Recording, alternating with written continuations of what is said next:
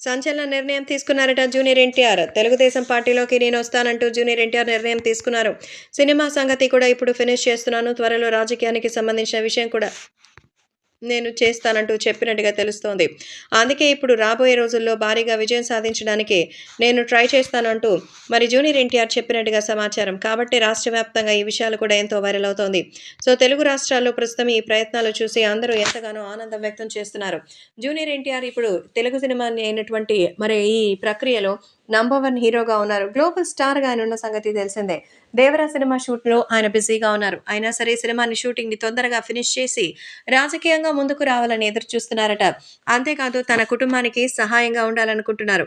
గతంలో కూడా ఈ విషయాలు చాలా సార్లు వచ్చింది కానీ, ఇప్పుడు మాత్రం ఈ విషయం మాత్రం చాలా లేట్‌గానే వచ్చింది. కాబట్టి రాష్ట్ర రాజకీయాల్లో ఇప్పుడు సోషల్ మీడియాలో సైతం ఎంతో వైరల్‌గా మారుతోంది. ఏది ఏవైనా అభిమానులు కూడా వీటి గురించి తెలుసుకొని ఎంతో ఎమోషనల్ అవుతున్నారు. ఎవరు జరుగుతుంది, ఏం జరుగుతుందన్న విషయంపై అయితే ఎంతో అద్భుతంగా ఈ విషయాలైతే చెప్తున్నట్టుగా సమాచారం. జూనియర్ ఎన్టీఆర్ తీసుకునే నిర్ణయం మంచిదా? కాదా? ఎన్టీఆర్ రాజకీయాల్లోకొస్తే బాగానే ఉంటుంది. అందులోనూ తను సినిమా చేసొస్తే అంతకు మించి కావాల్సిందేముంది?